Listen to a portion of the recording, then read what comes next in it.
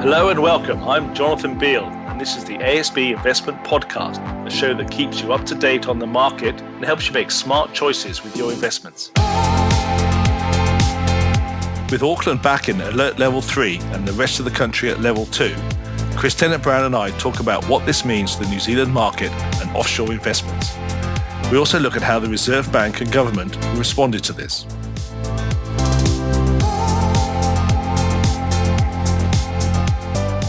These are entirely our own views. It's not investment advice, but we know plenty of experts at ASB that'll be happy to chat if you need. Hey, welcome, Chris. Here we are again, separated due to level 3 lockdown. I never thought this would come back. I'm forever the optimist, but here we are back in level 3. How you feeling about it? Yeah, I thought that the next time we did a recording, we would be back in the studio, but here we are back in our home offices. But anyway, at least the weather's nice, and had a bit of a deja vu feeling for me. I'm reacquainting myself with the same walkers that I met back in April. Yeah, it was only like 2 weeks ago. We were in Wellington together and flying, lots of people.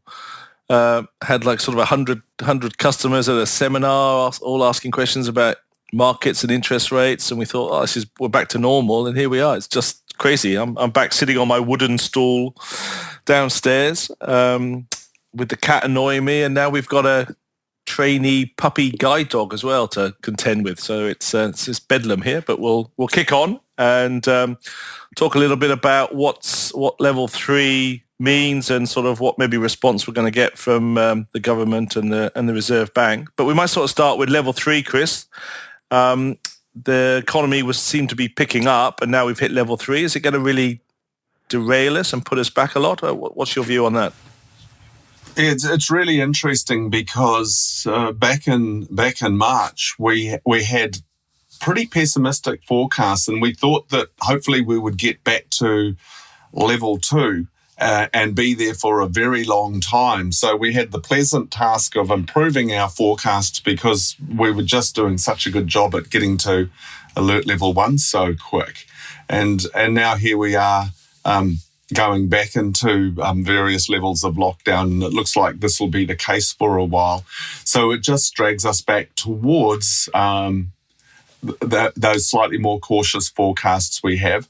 But I still think the economic outlook should end up better than what we were thinking back in March, even though we've got this hiccup along the way. To me, it's a question of how many things, and I'm thinking about businesses here, are safe to reopen or to continue to be open, rather than that alert level 4 we're in, where only necessary businesses were open. So that's the important bit to pan out over the next month or two, I think, which softens the blow economically if it's done well. And why did you think we were coming out of it faster than you expected for the economy? What were some of the key drivers? Well, we were just able to open up so much because the first time around, we just got containment so quickly and could get back to alert level 1, which I called it an earlier podcast the 95% economy, where pretty much everything was back to normal, apart from that very important 5%, which was the tourist sector, or the international tourists and international education. And so we just got there so much quicker than what we expected. And now we have to wait and see whether we get back to that sort of level again over the next months, or whether we have to have a higher level of restrictions on us to get the best outcomes. So that's what it'll pan out over the next while.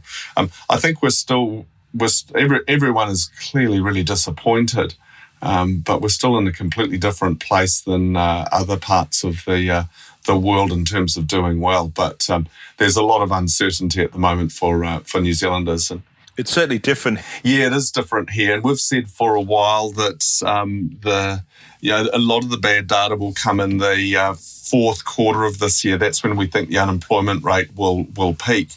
And I think what we're seeing at the moment beyond this recent outbreak is that things like the opening up the tourism sector, opening up the borders are just going to be much harder than perhaps what we'd optimistically hope. So things like a Pacific Island bubble or an Australian travel bubble and those sorts of things just look further away to me. So I think we're gonna be stuck with that 95% economy for longer than what we'd hope. So that's what I'm interested in at the moment. If I reflect back on sort of the last time we were locked down and the whole world was going through it at the same time, and major cities just shut, and sort of we saw share markets react quite really quickly downward through that period. And this is very different now. This is more of a New Zealand issue rather than a global issue. We've not seen the same as we saw last time, have we? That's right. And there's a couple of things there. Firstly, nothing much is changing offshore. This is about us. And we did see the New Zealand share market dip a little bit on the open, once this news came out, but it's still only it was down a 1.5%. It was up a little bit the subsequent day. So the market here is still knocking around all-time highs, and we haven't seen the widespread panic in markets that we saw back in March. There was a lot of financial strain on the system back then, and of course the big difference now, when all of this stuff is happening, is we've got those amazingly big central bank quantitative easing plans in place. This is their bond buying. There's a huge amount of liquidity in the financial system, so that's why we're not seeing the big strains we've seen in the past. And so for portfolios, people are quite surprised with how well they've held up over recent months, and this latest bout's continuing. We're seeing the real benefits of being diversified when New Zealand's doing something a little bit out of sync with the rest of the world at the moment. Yeah, and I suppose most people in a portfolio sense or diversified have probably got more money in international equities than they have in New Zealand and Australia. So, and that's been just sort of powering away, even though cases of corona keep continuing. Share markets keep just repeating what they've done the week before. It's quite incredible, really, isn't it? Yeah, and within those share markets, one of the things which is interesting and makes sense, it's not like all stocks are doing well, but in America we're in reporting season now, and the tech stocks, the real big ones, your Facebooks, Amazon, Microsoft, etc., the companies that are making this technology that's allowing us to live at home and make these changes have gone incredibly well. And other companies have been struggling a little bit, as you'd imagine. And here, one of the best performing stocks is Fisher and Paykel Healthcare, which is obviously making equipment that's used in this situation. So some of the story about that share market strength relates to the pandemic itself, and likewise some of the weakness in the airlines, etc., relate to the pandemic too. But overall, markets have recovered completely in the US and here, really, from the March downturn. And the common backdrop for them both is these incredibly low interest rates, which is also supporting shares. We'll probably come on to interest rates in a second, but the government response, what are you expecting the government to have to step in again now because we're at level 3 and continue to throw some money? Yeah, the big question, I think, that's been around for a long time is what's the plan when the subsidies come to an end? So we're going to get into that period now, and it's a pity that the election's right in the middle of it in some ways, because that's the clear thing that needs to be planned out now, particularly when we've got a situation like this. What's realistic to plan for supporting the tourism sector in particular, but the aspects of the service sector that can't get back to work. And I think also that this is where the government needs to be fairly pragmatic, and instead of focusing on what's necessary to do, focus on what's safe to do. And a good example of that is the construction sector. That's an awful lot of people that if you shut that down, it's hundreds of thousands of people that you need to support, who could be working with the right safety measures safely and being productive. So there's a lot of decisions for the government to make if we're going into a second wave here. So I hope they make them pragmatically, but essentially the government's going to be tapping further into those unallocated funds from the budget. Recall they had about 20 billion that they expected to spend that wasn't allocated. This is where that money's going to get spent, I suspect. And then the Reserve Bank, they've got some levers they can pull. Do you think they'll start having to do something slightly different, or?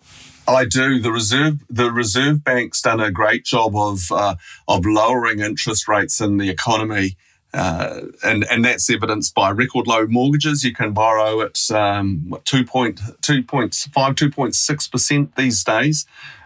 So their OCR cuts and their quantitative easing, this government bond buying, has driven down government bond yields, and it's flowed through to retail rates.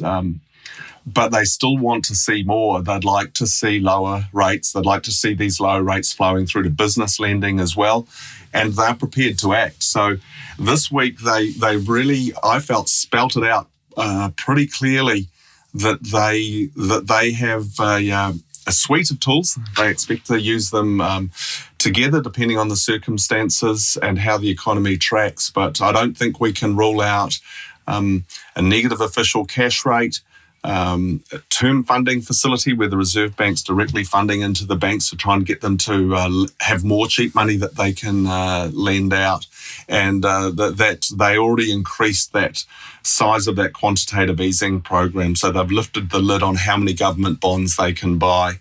So they're prepared to pull out all the stops. I don't think we'll see any changes on that cash rate until next year, because the Reserve Bank made that verbal commitment and back in March to keep the OCR at 0.25%. But they're definitely getting the banking sector prepared for the possibility that they take the cash rate even lower. So that has implications for term deposits and for mortgage rates over the next year or two. And you mentioned negative interest rates. I remember a while back when a previous podcast, I think we had, I think it was like BlackRock or it might have been Vanguard who were in, and we were talking about negative interest rates around the world and some examples. And I think you were quite sort of, yeah, we might get there, but it's going to be a long way off. But in my conversations with you, you seem to be a little bit more certain that this is something that they will use, maybe not straight away, but later on. Just explain a little bit of your thinking of why and negative interest rates are possibly going to be used or likely to be used. Yeah, that's a good question.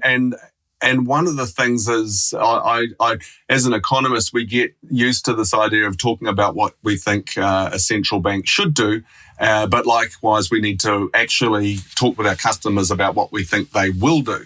And the jury is out on negative cash rates. The Reserve Bank of Australia and the Fed in the US seem pretty keen not to take their official cash rate negative. It does have some consequences, but we see it in Europe and in Japan where they've got it. I like the Australian. They've got this term funding facility where banks can borrow from the Reserve Bank at the official cash rate for 3 years. So that's incredibly cheap funding, which they can in turn lend out into the economy. And they don't need a negative official cash rate to do that, and that does lower borrowing costs for the bank, and in turn the rates that they can lend at. So I think that strategy works. But the Reserve Bank wants to have all its tools on option, and really did talk about how they can all work well together. So I think what they ultimately want to see is bank funding costs get lower. And by having a negative official cash rate, it will put downward pressure on term deposits. We don't expect they'll go negative, but they will get lower and lower. In Japan, for example, term deposits still get a positive interest rate, but it's pretty close to zero. And the Bank of Japan has a negative equivalent of the official cash rate. So I think we've got to prepare for anything next year, and the pressures downwards on those term deposit rates for sure. So that's important for investors, and but it's also down on business borrowing costs is what the Reserve Bank would like to see, which is good news for businesses. Most businesses carry some debt, and I think they can have reasonable confidence that borrowing costs for good businesses are going to be pretty low over the years ahead. That's what the Reserve Bank wants to see, and that was a pretty clear message for me this week from the Reserve Bank's commentary. It's really interesting, hey, how the whole sort of dynamics has flipped. Focus used to be on share markets and share markets falling, and it's risky and all those those sort of things you hear all the time. But actually now it seems to be interest rates is the most topical thing, and we've seen interest rates over the last many years just go one way, but now we're sort of talking about term deposits maybe below one. That's just be really heart-wrenching for a lot of people, isn't it? And just but it's just sort of snuck up on us, isn't it? Really, it's completely what we were talking about before.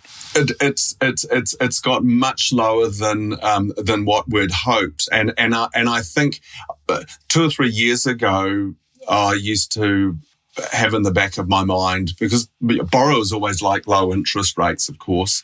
And I had in the back of my mind, I'll be careful what you wish for, because I wouldn't like to be in the economic environment where our borrowing costs had to drop more.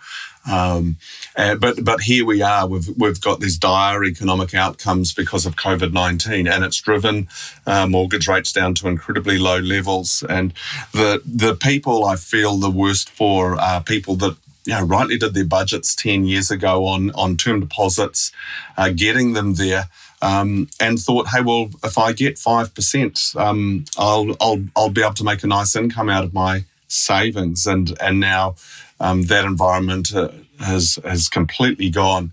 It's not what we expected when we were looking at forecasts 5 or 10 years ago, but it is where we've got stuck, and it's very hard for really conservative savers because these rates are so low. And the only thing I can do is warn people, well, our forecasts suggest, and the Reserve Bank's forecasts suggest that this is the environment we're going to be in for a long time.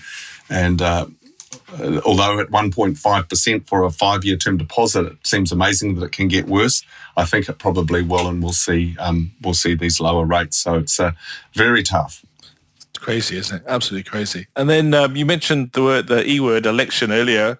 And so I suppose we've got the New Zealand election, and then we've got sort of the US one, which is sort of certainly heating up. Let's touch a little bit closer to home here, and potentially they're going to push the election out. But do you think does it really matter who wins from an economic point of view, or is it just going to be the same? Have you got a view there?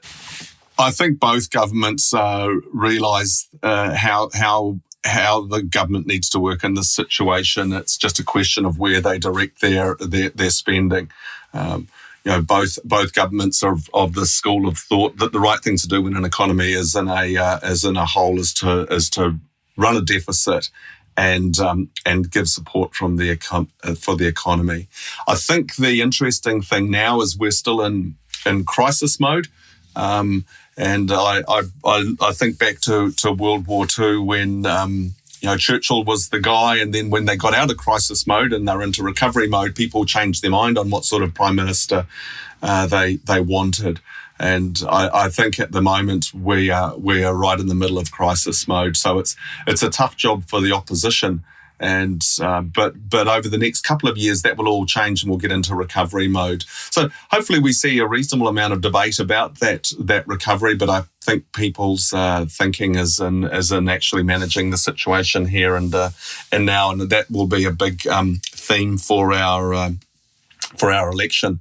But offshore, I'm bracing for it to be a pretty ugly period of time in US politics, and it's just a continuation of the last three years or so, where it's just staggering to see some of the stuff that's going on. But to a certain extent in the States, beyond Trump's personality. Their vote will be a vote of confidence in how they've managed COVID-19 as well. So it's going to dominate. It's going to dominate both elections, I think. But hopefully ours are a bit more pleasant and reinforce the fact that we're in the right part of the world to live these days. Yeah, the US was it's the best reality TV show ever, isn't it? Like it's. The interview that Trump did was just off the chart, isn't it? And then like he's winning in all the polls according to him. Then you look at the polls and he's miles behind. But you can see though. You said it before. If the share market's going forward, unemployment's falling and stuff, he'll have quite a strong platform to talk about with some real staunch supporters of his. Yeah, and I think.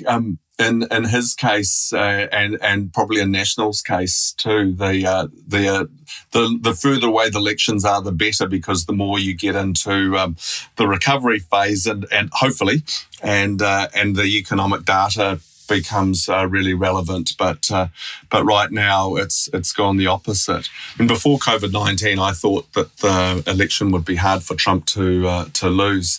Not that I agreed with all of the things he was doing, but that's the way it pans out when the share market's going well and the unemployment rate is incredibly low and you've got wage growth, which was the situation America was in 9 months ago. But now it's all quite different. And here I think people are just so focused on managing COVID-19 that the shutdown we're in now will impact people's moods for sure.